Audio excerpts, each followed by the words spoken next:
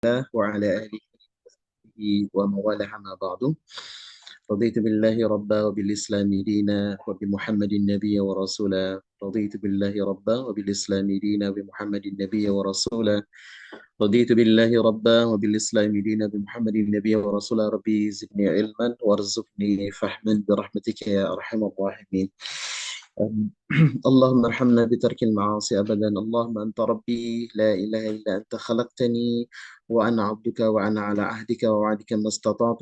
أعوذ بك من شر ما صنعت وأبو لك بنعمتك علي وأبو بذنبي فاغفر لي فإنه لا يغفر الذنوب إلا أنت. اللهم فقهنا في الدين وعلمنا التأويل. اللهم فقهنا في الدين وعلمنا التأويل. اللهم فقهنا في الدين وعلمنا التأويل. اللهم علمنا الكتاب. اللهم فهمنا الكتاب. اللهم يا معلم آدم علمنا ويا مفهم سليمان فهمنا.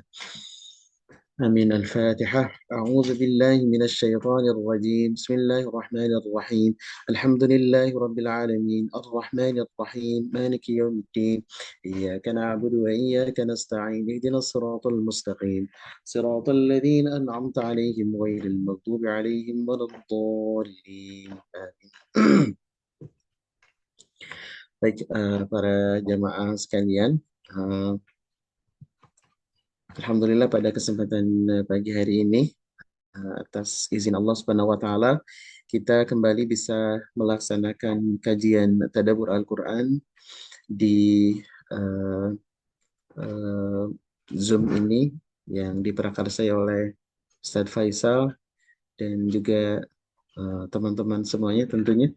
Ya, terima kasih atas uh, undangannya yang sangat luar biasa. Semoga Allah memberikan keistiqomahan kepada kita semua sehingga sampai akhir hayat kita mudah-mudahan masih terus uh, mengkaji Al-Quran di sepanjang hayat kita. Dan semoga Allah Subhanahu wa taala menghimpun kita menjadi ahlul Quran, menjadikan kita menjadi warasatul Quran yang mudah-mudahan sampai level kita yang tertinggi menjadi uh, sabiqun sabiqun.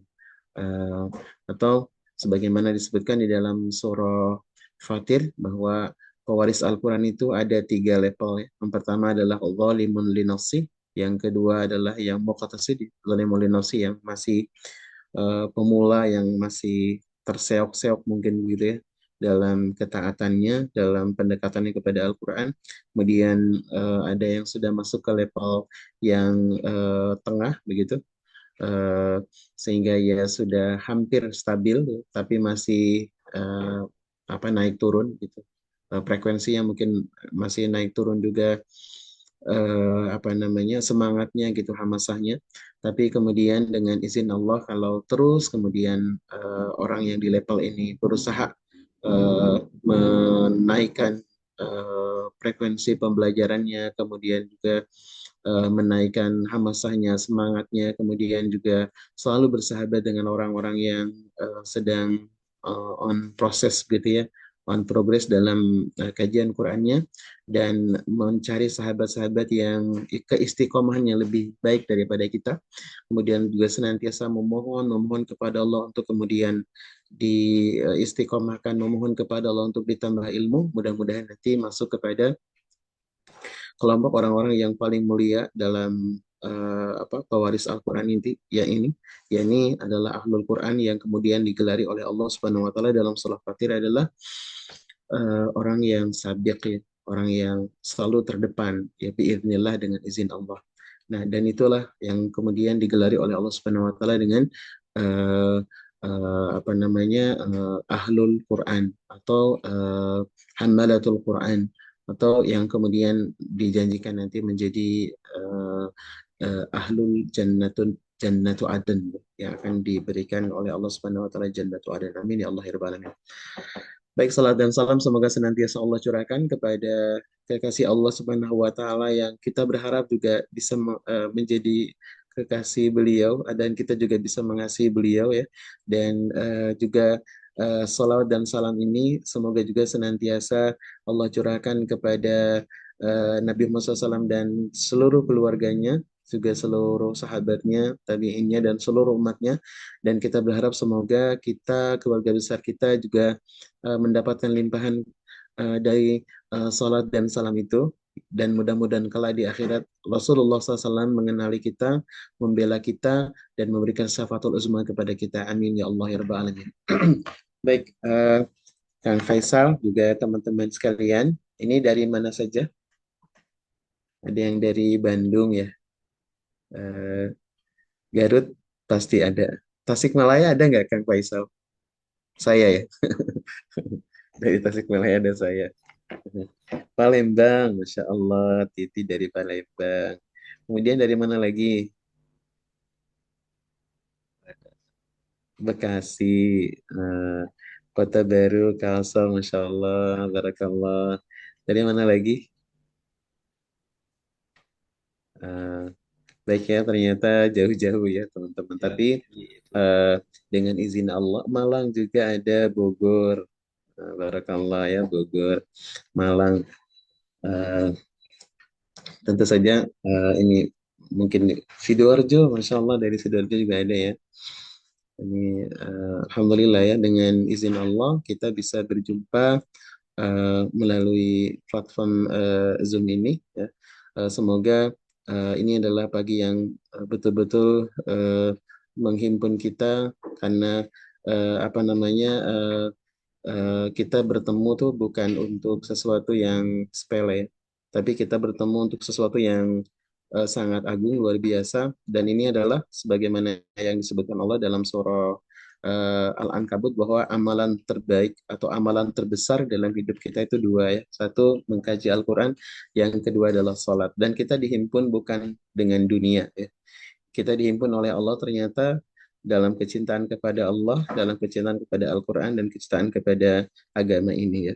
Semoga kita dihimpunkan tidak hanya di sini, tapi sampai nanti di surganya Allah Subhanahu wa taala kala di akhirat. Amin ya Allah ya rabbal alamin. Baik teman-teman sekalian, surah yang pertama yang diturunkan ke Rasulullah SAW kemarin sudah selesai kita bahas semampu kita, dan tentu saja akan senantiasa kita baca ya, berulang lagi sampai kemudian Allah tambah lagi pemahaman kita, tambah lagi motivasi kita, tambah lagi kemudian petunjuknya, sehingga kita termotivasi untuk menjadi orang yang terus belajar sampai akhir hayat. Karena spirit dari ayat Al-Alaq itu kita sudah tahu ya, betapa pentingnya ilmu begitu ya. Dan bahkan amalan sebesar apapun, sehebat apapun, sedahsyat apapun gitu, kalau tidak berbasis ilmu, tidak berbasis Al-Quran, itu khawatir ya kita tuh sia-sia gitu. Dan katanya kalau di akhirat akan ada banyak orang yang merasa dirinya datang kepada Allah dengan membawa segudang amalan gitu. Sebagaimana disebutkan di dalam akhir dari surah Al-Kahfi. Kemudian Allah menyebutkan kepada Nabi Muhammad SAW, wahai Nabi SAW, ya, katakanlah olehmu, uh, uh, kul hal unabbiukum bil akhsarin a'mala gitu. Sampaikan olehmu Muhammad ya, uh, mau nggak aku beritahu uh, orang yang paling rugi amalnya. Jadi amal-amalnya banyak gitu, tapi rugi gitu ya. Jadi seumur-umur begitu dia beramal, sedekah, infak, kemudian berjihad fisabilillah, mungkin sampai juga syahid di medan perang begitu ya. Jiwa raga dikorbankan begitu. Kemudian juga ada yang membaca Al-Qur'an dan lain sebagainya, tapi ternyata kata Allah tuh rugi ketika di akhiratnya gitu ya. Kenapa? Karena ternyata tidak berbasis ilmu ya. Salah satunya adalah karena mereka tidak beriman kepada Al-Quran, dan juga tidak beriman kepada Allah sebagai satu-satunya Tuhan. Maksudnya dia adalah ternyata masih musyrik. Kemudian yang kedua adalah tidak beriman kepada Al-Quran. Ya. Bukti beriman kepada Al-Quran ternyata nggak cuma sekedar baca, ada minimal ada 5 ya. Saya ulang kembali di pertemuan pertama kalau tidak salah dulu sudah disampaikan, ada 5 bukti keberimanan kita kepada Al-Quran menurut formulasi dari para ulama ya. Yang pertama adalah harus al-unsu bihi ya, harus akrab dengan Qurannya, dengan cara senantiasa membacanya, senantiasa memahaminya, senantiasa mempraktekkan apa yang sudah dipahami dari Al-Quran itu. Kemudian menghafalnya gitu, semampu kita ya, kemudian mengajarkannya juga kepada yang lain. Jadi baca lagi dan lagi sampai kita selesai fase hidup di sini ya terus saja baca gitu. Baik itu bin nadhar dengan melihat teksnya, melihat mushafnya atau juga bil ghaib dengan hafalan-hafalan yang Allah anugerahkan kepada kita ya, kita syukuri dengan menghafalnya, memurajaahnya. Dan penting ini untuk hafal, kenapa? Karena orang yang hafal Al-Qur'an ini akan punya banyak kesempatan untuk membaca ya karena tidak terbatas dengan adanya teks di depan kita. Sementara kita juga tidak mungkin selamanya pegang Al-Quran kan. Mungkin kita lagi kerja, lagi depan komputer seperti ini, lagi nyetir misalkan atau sedang mengoperasikan peralatan-peralatan dan sebagainya tentu saja sangat terbatas ya. Tapi kalau Qurannya sudah ada di sini, sudah ada di hati kita, maka pasti akan sangat mudah mengaksesnya gitu ya, tanpa apa namanya terpaku dengan penglihatan. Maka mari bersama-sama kemudian apa yang sudah kita baca, apa yang sudah kita pahami minimal gitu, terus kemudian diulang-ulang sampai nanti Allah hadiahkan hafalan itu ke kita. Sebagaimana indahnya hafalan surah Al-Fatihah gitu ya. Allahumma ij'al uh, hifzana, ya Allah jadikan hafalan Quran kita sebagaimana surah Al-Fatihah, sebagaimana air yang mengalir gitu. Ya, amin ya Allah ya Rabbal alamin. Nah, baik. Eh, Rencana saya mau ke surah yang kedua, namanya surah Al-Qalam, tapi saya berpikir juga begitu. Jadi dari surah-surah Makiyah itu ternyata tema-temanya kan mirip ya, hampir sama begitu. Jadi mau mulai dari mana saja kalau suratul Makiyah itu aman gitu ya. Beda dengan surah Madaniyah yang memang urutannya betul-betul harus diperhatikan. Seperti apa kapan turunnya surah Al-Baqarah itu bertepatan kemudian juga dengan apa namanya urutan tahun ketika Nabi di Madinah gitu. Jadi nanti kalau untuk Madaniyah kita insya Allah ngurut begitu ya. Jadi dari surah Al-Baqarah terlebih dahulu ketika awal Nabi SAW datang ke Madinah, kemudian nanti ke surah Al-Anfal, kemudian ke surah eh, Ali Imran, dan seterusnya sampai nanti berakhir di surah Al-Maidah, kemudian At-Taubah, dan terakhir banget nanti di surah An-Nasr. Itu karena itu urutannya sesuai dengan urutan atau bisa dilacak begitu ya dalam Sirah Nabawi kapan tahun pertama ini ada perang apa, kemudian itu termuat di surah apa begitu, kemudian tahun kedua Hijriah ada apa perang apa lagi, kemudian ada kejadian besar apa lagi, itu mudah ngerunutnya. Tapi kalau di surah Makiyah itu lebih kepada apa namanya tema begitu ya. Dan insya Allah kita aman meskipun mulai dari surah apa saja yang penting sama-sama Makiyah. Nah, untuk memudahkan kita dan supaya kemudian tadarus ya step by step gitu, dari mulai yang ringan sekali yang pendek-pendek, maka insya Allah untuk pertemuan kedua saya tidak mengajak teman-teman untuk ke surah Al-Qalam dulu ya, meskipun itu tentu penting ya urutan itu. Al-Qalam itu artinya adalah pena gitu. Kalau kemarin perintahnya adalah baca ya, kaji, kemudian teliti, kemudian publikasikan gitu. Kemudian yang kedua itu surah itu memerintahkan kepada Nabi Muhammad SAW untuk memperhatikan kolam dan tulisan. Luar biasa ya. Jadi agama Islam ini luar biasa, agama intelek ya.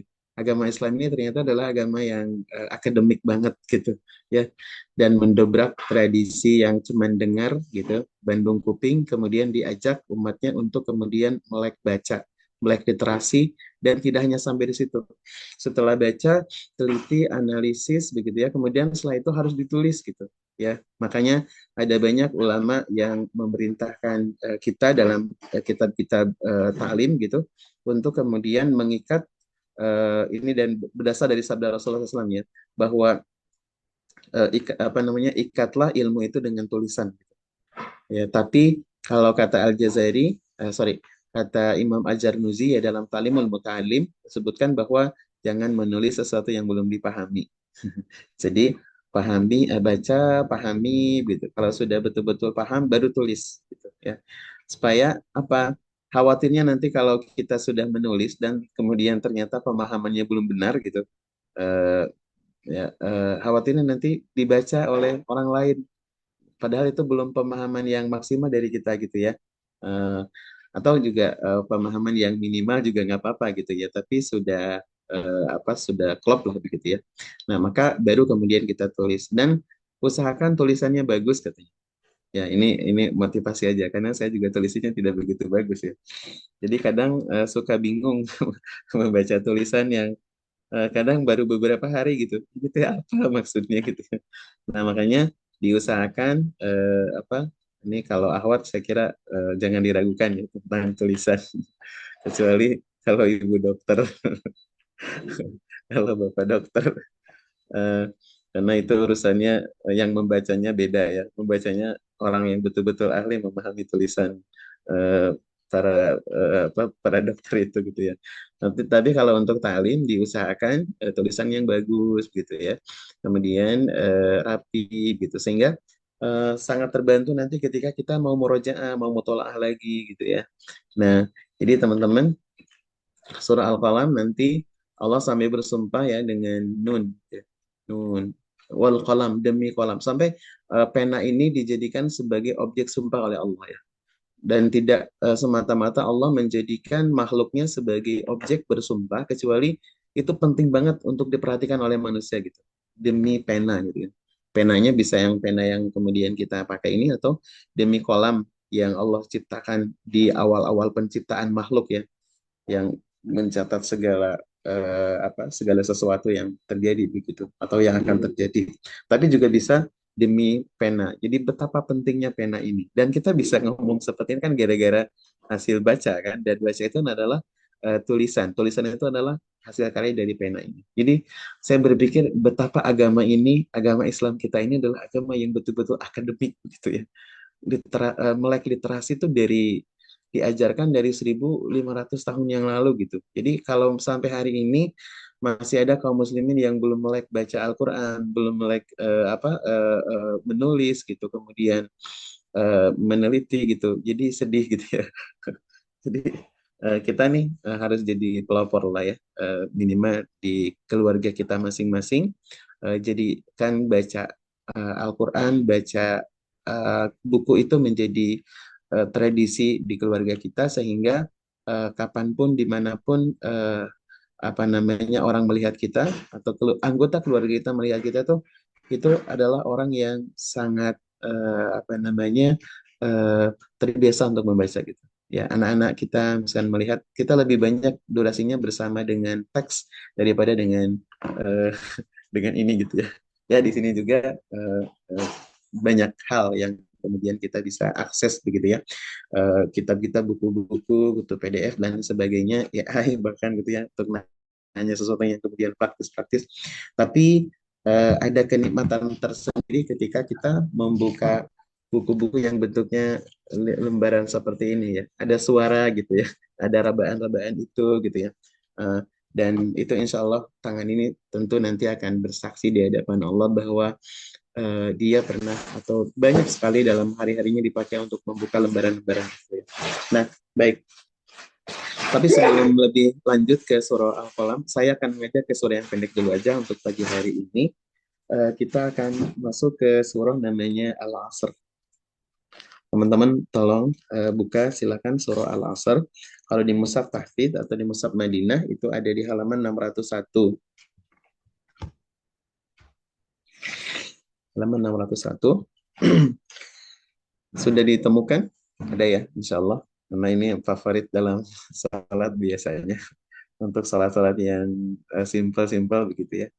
Nah, dan surah ini banyak sekali keistimewaannya tentunya. Karena semua surah juga istimewa ya.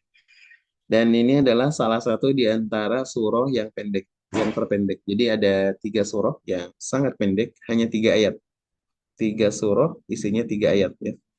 Dan ujungnya R semua. Al-Asr, Al-Kautsar, An-Nasr ya. Jadi 3 surah isinya 3 ayat dan ujungnya namanya tuh R semua ya, R semua. Al-Asr, Al-Kautsar, An-Nasr ya. Jadi itu Mungkin ini bisa jadi ya, yang Allah tantang kepada orang-orang Quraisy dulu yang katanya jago bahasa Arab, yang katanya ahli sastra begitu, sehingga meremehkan Al-Quran, sehingga Al-Quran dianggap sebagai syair dan sebagainya. Lalu Allah tantang, kalau memang kalian bisa membuat semisal Al-Quran, coba buat ya sequran gitu. Sequran mungkin waktu awal-awal belum 30 juz ya, belum 114, mungkin baru beberapa puluh surah begitu ya. Dan ternyata nggak ada satupun yang bisa. Padahal sama-sama orang Arab, sama-sama orang Quraisy, sama-sama berbahasa Arab dari mulai lahir gitu. Kata peribahasanya kalau orang baru dede bayi aja gitu udah au hakeng ya kalau bahasa Sunda itu sudah pakai apa bahasa Arab gitu ya. Eh, tapi nggak bisa gitu ya. Padahal Nabi Muhammad juga orang Arab. Yang mereka tuh Nabi Muhammad buat Al-Quran, kemudian menuduh Nabi Muhammad itu bersyair dan lain sebagainya. Maka ketika Allah tantang, kalau gitu coba buat. Gitu. Dan ternyata nggak ada satupun yang kemudian bisa menandingi betapa indahnya Al-Quran, betapa dahsyatnya kandungan Al-Quran, bahkan hanya dari sisi teks. Dan kemudian Allah tantang lagi. Nah, eh, Allah sebutkan di dalam surah Hud ya, eh, jika kalian merasa ragu tentang kebenaran Al-Quran, maka buat 10 surah saja, muftarayat yang berurutan. Gitu. Dan ternyata nggak ada yang yang mampu. Ya, bahkan kata Allah, coba panggil para pakar bahasa mungkin dari kalangan se-Arab begitu, kemudian juga mungkin kalau perlu dari golongan jin, mungkin ada pakar sastra gitu dari golongan jin, dan ternyata nggak ada yang mampu. Lalu Allah turunkan lagi di surah Yunus, kemudian nanti ada lagi kita temukan di surah Al-Baqarah ya, faktu bisuratin. Kalau memang nggak mampu 10 surah, jangan banyak-banyak deh, satu surah aja. Tapi bukan satu ayat ya, karena kalau satu ayat mungkin bisa mereka. Tapi satu ayat itu tidak bisa menjadi mukjizat, karena bisa ditiru kalau satu ayat. Contoh misalkan nun gitu ya, kan kita juga bisa tuh nun gitu ya. Atau apa? Fa'aina tadhhabun. Di dalam surah At-Takwir ada kalimat fa'aina tadhhabun. Ya. Mau pada kemana nih gitu ya. Nah, jadi yang dituntut Allah itu paling sedikit adalah surah yang ditantang itu. Karena satu surah itu jadi mukjizat, melemahkan siapapun yang mau berusaha untuk menyaingi atau membuat semisal Al-Quran. Makanya Quran bersifat mukjizat karena ternyata nggak ada satupun manusia yang bisa meniru Al-Quran. Minimal dalam satu surah begitu ya. Dan surah terpendek itu bisa jadi adalah Al-Kautsar ya. Jadi kalau Al-Asr itu 3 ayat tapi agak lebih panjang daripada Al-Kautsar ya. Al-Kautsar itu huruf-hurufnya hanya beberapa ya, beberapa kata gitu. Kemudian kalau An-Nasr agak lebih panjang lagi sedikit ya. Nah, baik teman-teman, kembali ke surah Al-Asr ya. Surah ini adalah surah yang ke-103 dalam urutan mushaf kita. Kemudian surah ini yang ke-13 diturunkan ke Rasulullah Sallallahu Alaihi Wasallam. Dan tentu saja ini adalah Makkiyah. Ada banyak ciri-ciri Makkiyah di sini ya, pendek-pendek, kemudian juga kandungannya. Baik kita analisis. Alhamdulillah minasyaitonirrajim. Wal asri, demi masa ya. Saya izin untuk menerjemahkan sendiri dulu ya. Wal asri, demi masa. Ya, ini ada juga yang menafsirkan demi waktu asar ya. Demi masa atau demi waktu asar. Atau demi waktu begitu ya. Nah, Allah ini nama al-asr ini diambil dari ayat yang pertama. Kemudian in innal insana lafi khusrin, sesungguhnya al-insan ya, sesungguhnya manusia yang statusnya masih insan. Nah, di awal mungkin saya pernah menyampaikan bahwa manusia level awal atau manusia yang bawaan lahir begitu, itu secara umum eh, menduduki posisi ini al-insan ya. Al-insan itu belum di-upgrade ya, belum di-update gitu.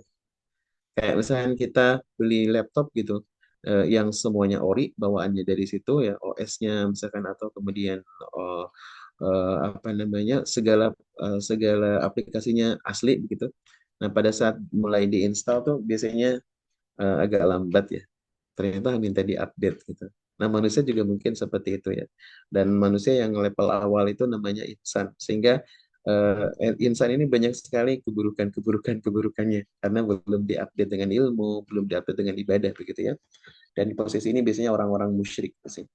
Nah, innal insana sesungguhnya al-insan ya, eh, itu bisa seluruhnya atau bisa juga manusia yang masih dalam level awal itu tadi begitu ya, belum ada amalan-amalan yang empat yang akan disebutkan ke depan. Innal insa sesungguhnya manusia lafi khusrin benar-benar berada di dalam kerugian, benar-benar berada di dalam, jadi rugi semua gitu ya. Rugi hartanya, rugi umurnya, rugi hidupnya, rugi bisnisnya, semuanya rugi ya. Innal insan sesungguhnya orang dalam posisi insan itu kalau tidak diupdate dengan empat amalan ke depannya, maka dia betul-betul rugi, berada di dalam kerugian gitu ya. Nanti insya Allah kita akan jelaskan lebih lanjut. Illa alladzina amanu, kecuali insan yang alladzina amanu, yang beriman, yang telah beriman. Jadi insan kemudian dia beriman. Nah, maka kalau sudah beriman, ini kerugiannya berkurang ya, kerugiannya nanti berkurang tapi belum belum sempurna, masih agak ada rugi-ruginya gitu ya. Nah, pertama illal ladzina amanu, yang kedua wa amilus shalihat, yang kedua adalah setelah beriman itu dia uh, dibuktikan dengan amal soleh ya. Amal-amal yang terbaik, amal-amal yang bermutu, amal-amal yang berbobot gitu, amal-amal yang betul-betul sesuai dengan panduan gitu ya, sesuai dengan Al-Quran, sesuai dengan contoh Rasulullah SAW dalam As-Sunnah gitu ya, sehingga amal ini bernas gitu, sehingga disebut dengan amal yang salah. Nah, dengan tambahan predikat yang kedua, ambil salihat, maka kerugiannya berkurang juga, tapi belum belum sempurna gitu ya, masih ada kerugian-kerugian. Yang ketiga adalah uh, watawasau bil haqqi. Nah, ini kalau tidak ingin rugi, kalau tidak ingin celaka, kalau tidak ingin menyesal kita, maka setelah iman, amal soleh, terus jangan berhenti di kita. Jadi sekarang tuh kayak banyak itu ya, banyak WA pesan-pesan yang beruntun gitu ya. Jangan berhenti di Anda gitu ya. Jadi share kepada orang lain gitu, nanti dapat pahala. Itu mah wallahu alam ya kalau nge-share WA mah gitu ya. Tapi yang Allah minta di sini adalah watawasau. Tawasau itu adalah bentuk eh, kata dari wasoya ya, wasiat, kemudian tak masuk kepada wajan eh, tawasau tafa'ala. Jadi memiliki makna mutawaah ya. Bina mutawaah itu artinya saling. Jadi dua pihak. Jadi tawasoma bukan seperti saya ngomong ini gitu ya, yang satu arah. Tapi tawasul itu saling. Jadi mungkin sekarang saya, nanti teman-teman begitu ya. Kalau di rumah mungkin sekali-kali suaminya yang berbicara menyampaikan pesan-pesan gitu, mengingatkan dan sebagainya. Tapi di sisi lain karena manusia itu fluktuasi ya, imannya kadang naik, kadang turun gitu ya. Maka di saat misalkan suaminya lagi turun, begitu lagi down karena ada problem dan sebagainya, trouble-trouble dalam hidup misalkan, maka istrinya tampil mengingatkan gitu ya. Seperti itu ya. Tawasau, kemudian ibu bapak ke anaknya, tapi bisa jadi nanti anak ke bapaknya, ke ibunya, kemudian ke tetangganya dan sebagainya, ke muridnya, kadang murid yang mengingatkan guru itu tawasau saling gitu ya. Nah, jadi jangan iman sendirian, ya. Jangan soleh sendirian, terame ya. Jadi harus apa? Harus ada level yang ketiga supaya terbebas dari kerugian. Ya. Dan kerugian sesungguhnya bukan di sini. Nanti kul innal khasirin ladzina khasiru anfusahum yaumil qiyamah ya. Kerugian yang sesungguhnya adalah nanti di akhirat. Kalau sekarang rugi, ya, rugi harta, rugi ilmu, rugi kekayaan, rugi segala macam. Kalau kita masih ada durasi waktu untuk hidup, ya kita bisa cari lagi, ya. Misalnya hilang uang tuh bisa dicari lagi, hilang data itu bisa dicari lagi, atau hilang kesempatan bisa mungkin ada lagi kesempatan. Tapi kalau sudah habis waktu, nah itu tuh ruginya luar biasa ya. Dan kerugian yang sesungguhnya adalah nanti pada saat di akhirat. Kenapa? Karena kita tidak bisa balik lagi. Jangan jauh-jauh di akhirat. Kita sudah ke barzah aja, habis durasi yang sekarang ini ya, Semoga Allah panjangkan umur kita semuanya, orang tua kita, begitu ya. Dan semoga Allah jaga amalan ini, hati ini ya, untuk senantiasa istiqomah sampai waktu yang sudah ditentukan itu kita mudah-mudahan di posisi yang terbaik ya. Nah, kalau misalnya sudah habis durasi waktu yang sekarang, nanti masuk ke barzah, kita sudah nggak bisa balik lagi. Kan nggak ada cerita orang yang kemudian sudah di alam sana terus balik lagi, ya yang ada tuh kayak dongeng ya atau film gitu, atau mungkin ada yang digali masih hidup, sebenarnya itu belum mati berarti ya, ya kayak mati suri misalnya gitu ya. Nah, jadi itu beda bahasan ya. Nah, jadi kalau orang sudah di barzah itu nggak bisa balik lagi, nggak bisa memperbaiki lagi, karena kalau sekarang di alam dunia itu kita beramal, tapi belum bisa melihat balasan yang sesungguhnya. Tapi kalau sudah di sana nanti bisa melihat balasan sesungguhnya, tapi kita sudah tidak bisa beramal lagi, gitu ya. Kecuali yang tiga ya, sadaqatin jariyatin. Satu sadaqah jariyah, yang kedua adalah ilmin yuntafa bihi, ya, ilmu yang bermanfaat. Kemudian yang ketiga adalah uh, wa waladin salihin, anak saleh. Nah, jadi bergegaslah, bersegeralah kemudian untuk melaksanakan yang tiga ini, karena kita tidak tahu kapan sesi hidup di sini selesai, maka harus ada yang tiga ini ya. Sedekatin jariyatin, ya semampu kita, mungkin mushaf lah, mungkin misalkan kalau punya kekayaan tanah mungkin diwakafkan gitu untuk jalan, untuk masjid, untuk madrasah, untuk rumah sakit dan sebagainya gitu ya. Atau ya didik apa belajar ilmu sampaikan ya. Walaupun itu baru seberapa mungkin. Kemudian juga didik anak kita menjadi anak soleh, karena nih luar biasa kalau kita sudah di alam barzah dan alam-alam berikutnya, tiga hal inilah yang masih investasi yang abadi begitu ya Mas Mengalir. Baik, kembali ke sini. Tawasau, harus saling berwasiat, saling mengingatkan, saling berpesan, saling apa namanya ya saling mengingatkan gitu ya. Bilhaq, tapi dengan kebenaran. Al-haq itu kalau di dalam Al-Quran adalah Al-Quran atau Allah sendiri atau pesan-pesan Allah begitu ya. Karena kalau apa kebenaran versi manusia yaitu beda-beda ya. Kata orang Kristen tuh begitu benar gitu. Kata orang Yahudi begini tuh benar. Ternyata ketika disinkronkan dengan Al-Quran tidak selamanya bahwa kebenaran yang mereka sebut-sebut itu bersesuaian gitu. Maka al-haqqu mir rabbika ya, wala takunanna minal mumtarin. Al-haq ini, Al-Quran ini adalah al-haq ya, dan kebenarannya tidak bisa diragukan lagi ya. Cukuplah dengan ini ya, cukuplah dengan Al-Quran, kemudian cukuplah dengan kebenaran sunnah Rasulullah Sallallahu Alaihi Wasallam yang kemudian dijelaskan oleh para ulama itu begitu ya. Nah baik, jadi pesannya saling berwasiatnya tuh dengan nilai-nilai ini. Nilai-nilai yang tentu saja universal dan kebenarannya tidak bisa diragukan lagi karena semuanya benar begitu ya. Kemudian watawasau bis sabar, dan saling berwasiat untuk senantiasa sabar. Ternyata masuk surga itu nggak cuman soleh doang, nggak cuman ibadah, nggak cuman karena tahajud, nggak cuman karena rukun Islam. Ternyata ada banyak ayat yang mengatakan ketika orang selamat dan masuk ke dalam surga begitu, kemudian kalimat yang disampaikan oleh Allah, disampaikan oleh para malaikat itu, Assalamualaikum bima sabartum.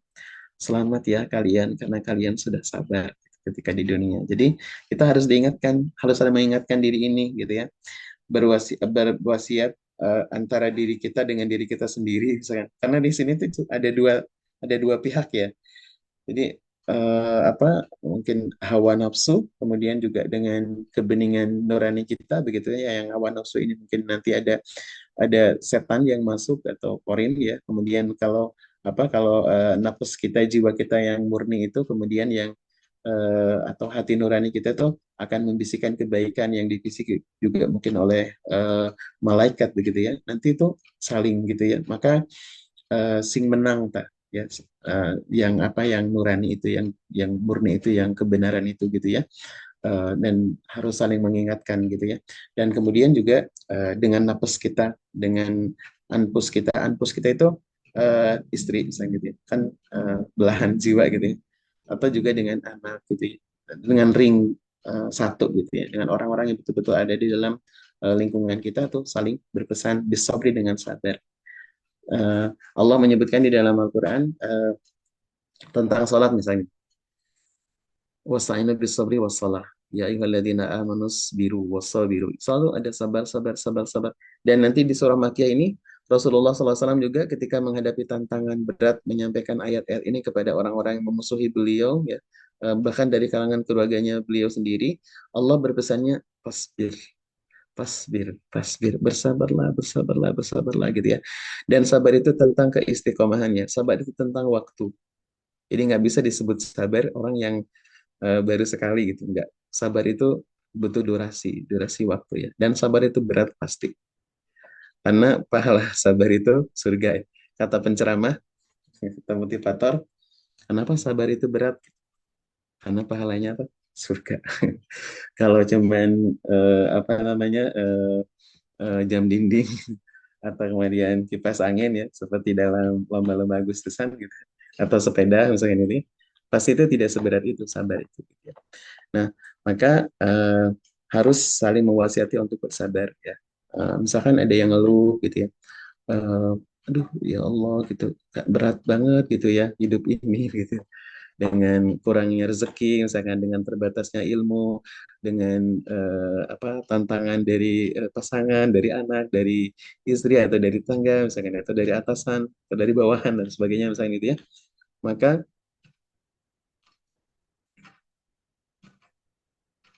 gitu ya. Ini langsung ada dari Mbak Kusnul Khotimah ya. Sabar itu gimana Ustaz? Gitu ya. Nah, jadi kalau di hadis Nabi SAW ada ya, as-sabru inda sadmatil ula ya. Sabar itu harus dari sejak pertama. Misalnya, ya, kita kena musibah ya. Eh, musibahnya misalkan, eh, jangan yang berat-berat ya contohnya.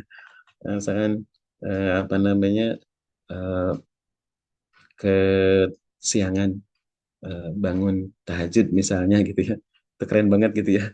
Atau misalkan hilang sesuatu lah ya, hilang uang 10.000 misalnya gitu ya. Maka sejak awal kita itu tuh langsung terkoneksi dengan Allah, inna lillahi wa inna ilaihi rajiun. Jadi nggak ngamuk-ngamuk dulu, nggak nuduh-nuduh dulu, nggak kemudian putus asa dulu, baru kemudian setelah diingatkan, ya Allah, oh iya ya, kalau begitu mah aku sabar aja gitu ya. Nah, itu mungkin bisa jadi seperti itu awalnya, tapi nggak apa-apa, tapi terus berproses gitu ya. Pelajari lagi Qur'annya, pelajari lagi sirah nabawinya, pelajari lagi bagaimana sabarnya para sahabat, istri Nabi begitu ya. Sabarnya bagaimana ulama-ulama begitu ya, dan sebagainya. Maka nanti lama-lama kemudian kita akan mudah-mudahan sampai di posisi sejak pertama kali mendapatkan musibah langsung inna lillahi wa inna ilaihi rajiun gitu ya. Nah, seperti itu. Jadi senantiasa harus saling mengingatkan karena bisa jadi sekarang kita yang mengingatkan sabar ya gitu. Kalau di posisi kita tidak sedang mendapatkan musibah ya atau tidak sedang diuji, eh, ya kita bisa menyampaikan kepada orang lain bersabar ya gitu. Tapi pada saat kita di posisi itu belum tentu gitu ya. Maka teman yang tadi yang kemudian harus mengingatkan bersabar ya. Kita tuh di dunia sekarang. Dunia ini bukan tempat segala kesempurnaan. Enggak, dunia itu pasti ada kurang-kurangnya gitu ya. Karena ini bukan tempat untuk sempurna. Tempat yang terbaik nanti di akhirat ya. Tempat terbaik kita di surga. Dan ini bukan tempat istirahat di sini tuh ya. Ada banyak ulama yang mengingatkan bahwa kalau kita lelah, ya memang karakter dunia itu lelah, letih, lesu begitu ya. Kemudian apa namanya berat gitu. Nah, kenapa? Karena nanti untuk tempat istirahat kita tuh di sana gitu ya. Maka ada Imam Ahmad ya, kalau tidak salah ingat, saya pernah mendapatkan kajian tentang kata-kata beliau yang mengatakan begini, tidak ada kata istirahat ya.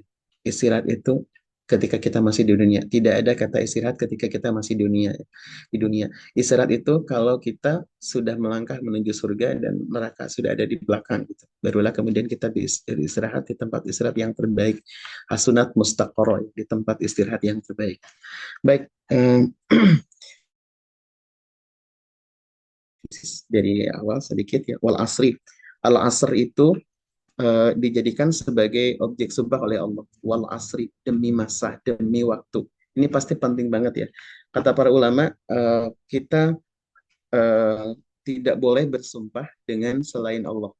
Ya, haram hukumnya kita bersumpah misalkan demi waktu. tapi yang ngomong tuh kita gitu, atau demi masa, atau demi demi ibu, demi bapak, demi cintaku padamu, demi apa gitu nggak boleh ya. Karena kita harus hanya demi Allah atau demi zat yang menguasai diriku atau demi zat pencipta langit dan bumi misalkan seperti itu. Manusia hanya itu yang bolehnya. Atau sabda Rasulullah SAW misalkan demi jiwa, demi zat yang jiwaku ada dalam genggamannya. Jadi maksudnya Allah. Tapi kalau Allah itu sah-sah saja Allah mau bersumpah dengan apapun, ya. Makanya Allah dalam Al-Qur'an sering kita temukan kayak ini ya, wal asri demi waktu, kemudian demi matahari apa? Demi matahari waktu duha gitu ya. Demi malam, demi siang, demi langit, demi bumi itu Allah atau tadi demi pena gitu ya. Allah sah saja untuk kemudian bersumpah dengan apapun, apapun karena itu adalah ciptaannya juga. Tapi kata para ulama tidak mungkin Allah menyebutkan sesuatu dijadikan objek sumpah kecuali sesuatu penting banget untuk manusia, untuk diperhatikan, untuk dikaji, untuk dipahami, untuk dimanfaatkan. Contoh seperti waktu. Dalam peribahasa semua bahasa mungkin ada ya, betapa pentingnya waktu. Al waktu kasai, time is money, misalkan waktu adalah uang dan lain sebagainya begitu. Nah, kenapa? Karena ternyata waktu ini itu lebih berharga daripada apapun, ya. Dan kita bisa bisa ngambil contoh misalkan, kalau kita sudah kehabisan waktu, berani bayar berapapun kan biasanya. Ya, misalkan eh, tiket apa kita sudah beli pesawat untuk berangkat umroh tiba-tiba misalkan kita telat 1 menit dan itu sudah mau berangkat misalkan kita mungkin bisa berani bayar berapapun demi supaya kita kemudian keterlambatan itu bisa terganti begitu ya dan lain sebagainya ya misalkan orang sakit durasi waktunya sudah mau habis karena sudah sakit yang sangat parah sehingga detak jantungnya dan sebagainya sudah hampir lurus misalnya gitu ya di apa di layar itu maka kemudian dokter tolong gitu tolong gitu berapapun saya akan bayar gitu ya supaya kemudian asal bisa tertolong misalnya gitu ya, dan sebagainya bisa berani membayar apa rumah sakit berpuluh-puluh juta bahkan bahkan sampai harus ke rumah sakit di luar negeri misalkan ya ada tetangga ya karena sakitnya sakit jantung itu sudah tidak bisa ditangani lagi di Indonesia ternyata harus bolak-balik ke Singapura yang pada akhirnya meninggal juga gitu ya jadi nah, itu kalau tentang waktu itu, Masya Allah gitu ya. Kalau kita kehilangan tadi uang, kehilangan apapun itu masih bisa dicari, bisa diganti kalau masih ada waktu. Tapi kalau sudah tidak ada waktu, maka eh, kita akan kesulitan gitu ya. Maka perhatikan waktu. Asar itu secara arti bahasa artinya adalah kata para ulama artinya adalah jus ya. Jadi perasan gitu ya. Makanya ada waktu sholat namanya waktu asar.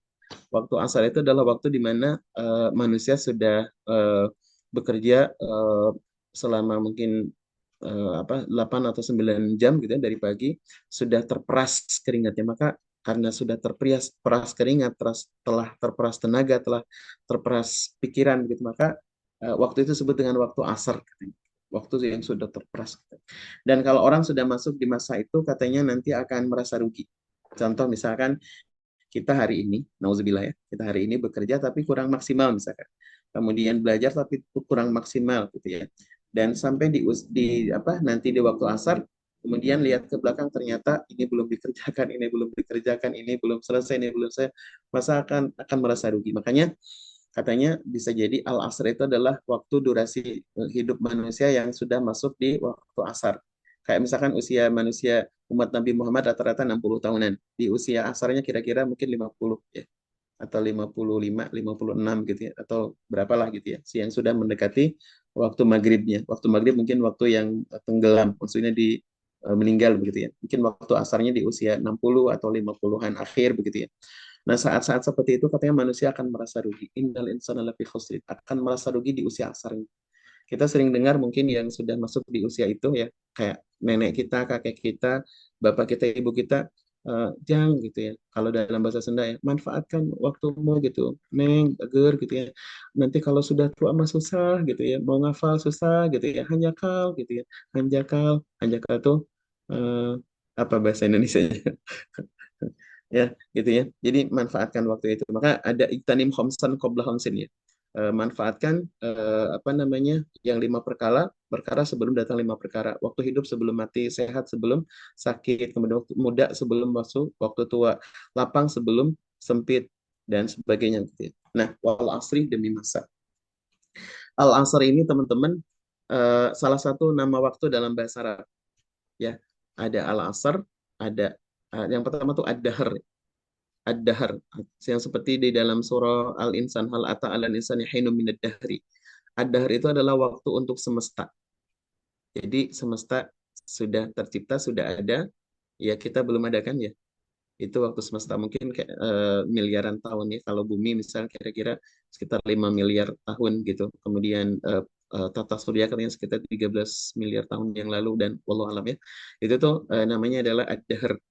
Kemudian yang kedua adalah al-insan. Sorry, apa al-asr.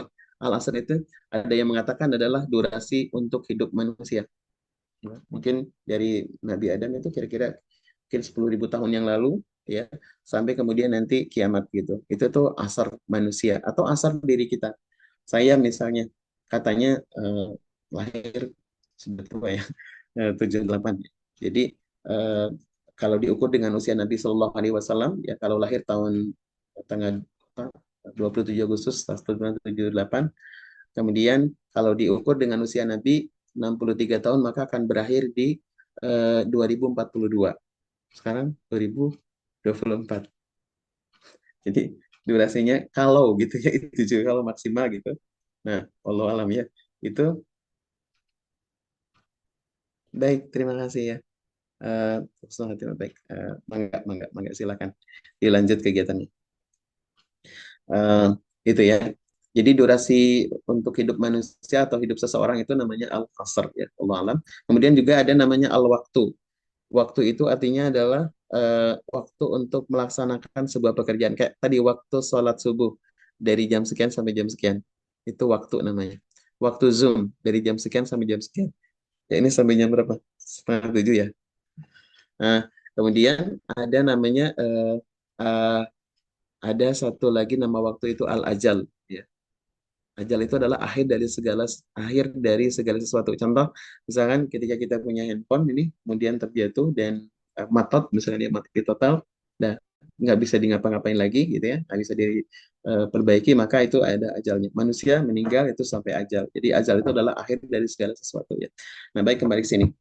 Demi masa sesungguhnya manusia atau al-insan itu benar-benar dalam kerugian. Sekali lagi al-insan ya, bukan orang mukmin, bukan orang mutakin, bukan orang muksin, tapi dia adalah insan yang masih awal, yang belum melengkapi atau mengupgrade atau mengupdate dirinya sehingga naik nanti jadi orang mukmin, naik jadi orang yang soleh, naik menjadi orang yang senantiasa bertawassul bil haq wa tawassul bil haq. Nah, orang yang masih dalam posisi sana ini rugi. Dan selalu ya saya temukan 56 kata, 56 kali dalam Al-Qur'an disebutkan kata insan dan semuanya negatif ya. Maka supaya kemudian beranjak dari keinsanannya manusia itu ya, yang kalau insan itu pasti rugi ya, rugi hartanya, rugi rugi keluarganya, rugi bisnisnya segala macamnya, maka eh, cara mengantisipasinya supaya tidak rugi itu adalah harus beriman ya, beriman kepada Al-Qur'an. Ya.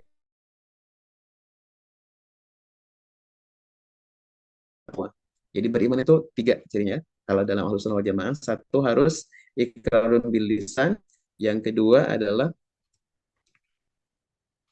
Yang kedua adalah tasdikun bil janan, membenarkan dengan hati dan kemudian yang ketiga amalun bil arkan. Harus ada tiga ini ya.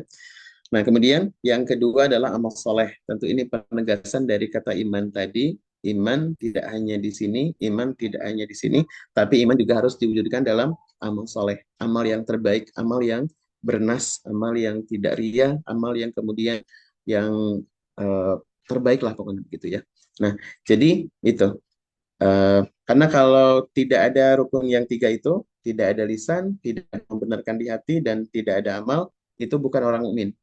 Kal paman tarokal ikror bahwal kafir.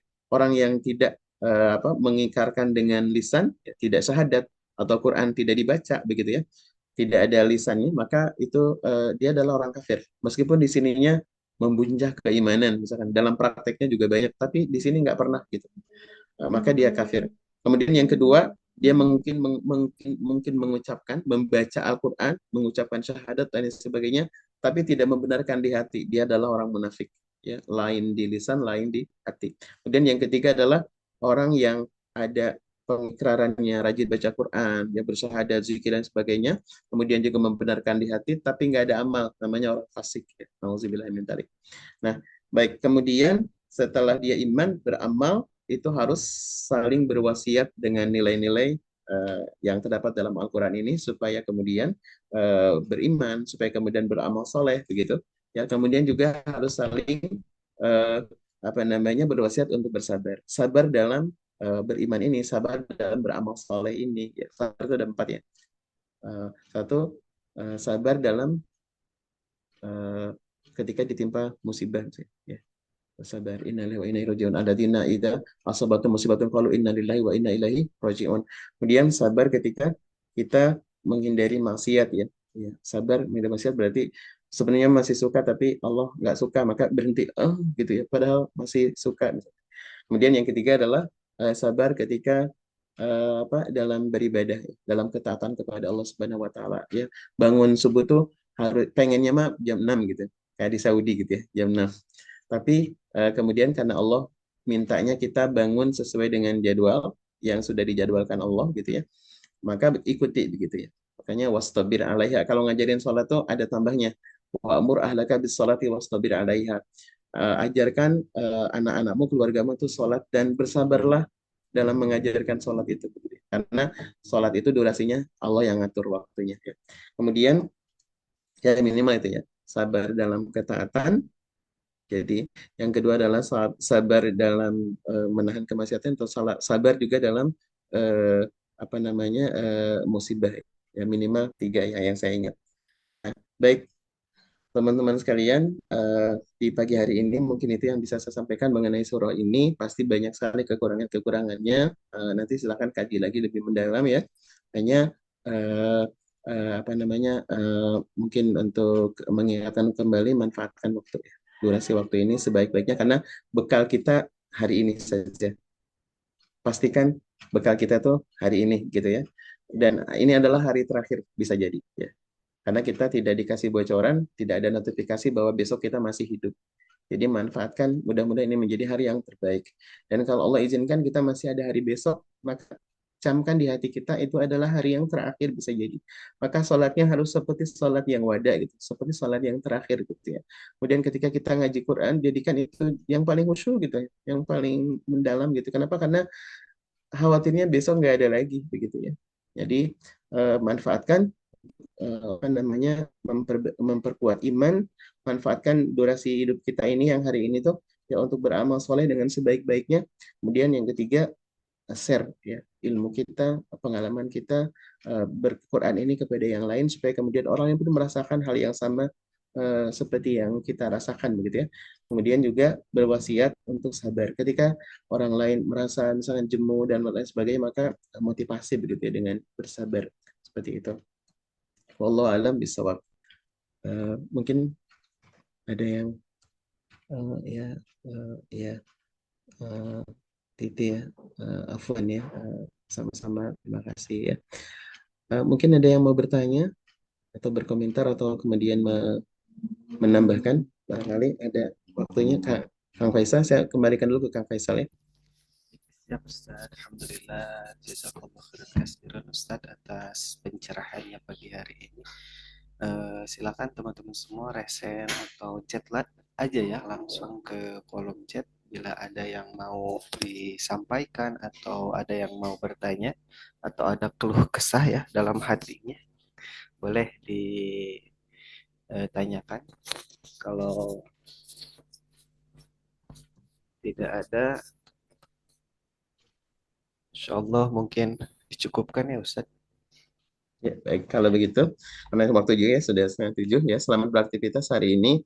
Semoga Allah memberkahi kita, memberkahi keluarga kita, memberkahi usaha kita hari ini. Semoga Allah berikan yang terbaik ya.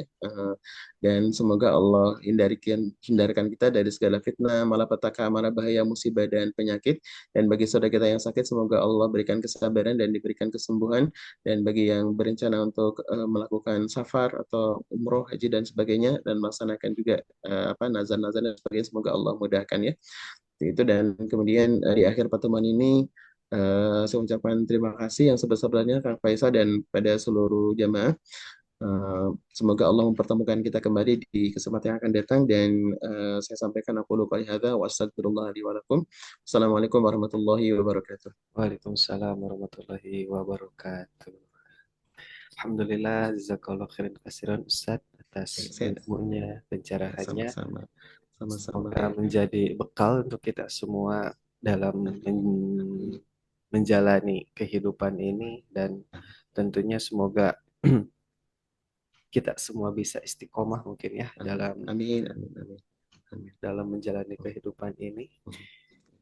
Ada satu pepatah dari Ustadz, kita soleh atau kita solehah mungkin ya, Bapak Ibu, jangan sendirian, kita bareng-bareng, kita ingatkan bareng-bareng.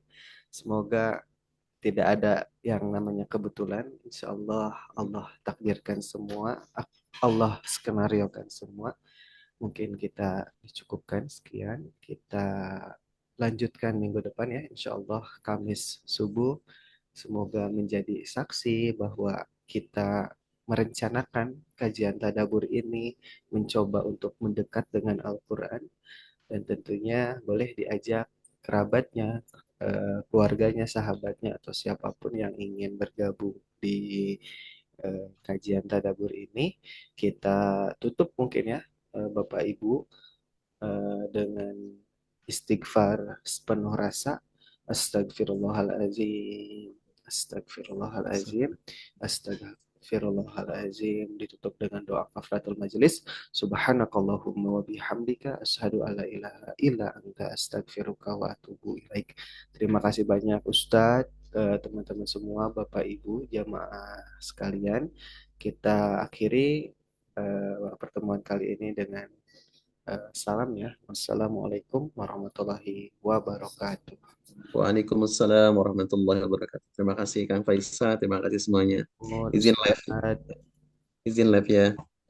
Iya Ustadz, turnuhun teman-teman semua, kita cukupkan hitung mundur dalam hitungan ketiga.